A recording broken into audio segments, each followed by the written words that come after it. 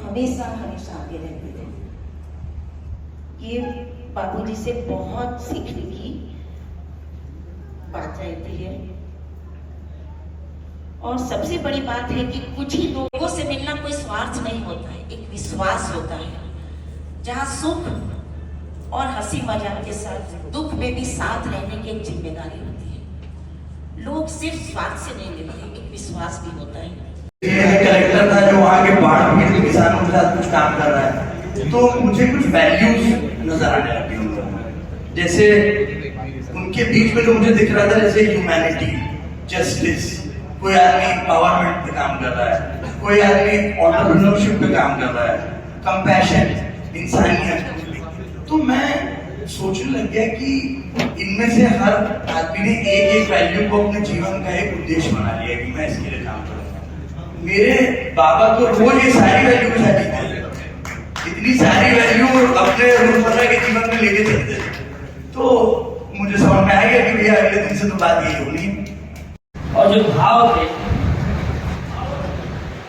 वो बिल्कुल अलग थे। बहुत सारे लोग ऐसे हैं जो परिचित हैं और सब कहना चाहते हैं कुछ ना कुछ, और अपनी बात ठोक कर कह देने वाले।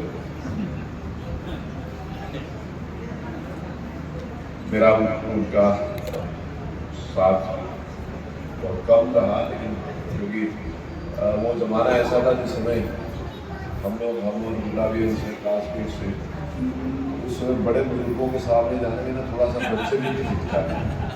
अब आजकल का जमाना दूसरा, आजकल के जमाने में जो बच्चे पापा के साथ और उनके साथ ज़्यादा होते हैं, तो बड़ों के साथ बड़ा विशेष रूप से घर में बड़े होते हैं, उनके साथ थोड़ा सा पापा है, पिताजी है, तो थोड़ा सा इधर से ही चलो। वो उनका एक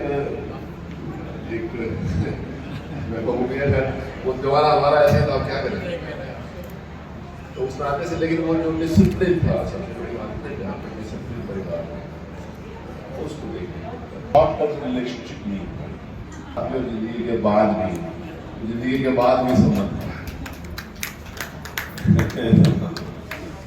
तो आज इस अवसर पर क्योंकि उनके समाज उनके चुना गया, जो उनकी स्मृति के अंतर्गत ये धर्मशाला बने में जब पहले बने दूसरे में हुई आगे पूरी मेरे लिए मालूम है अपनी विशेष परिस्थितियों में होकर ही आ रहा हूँ।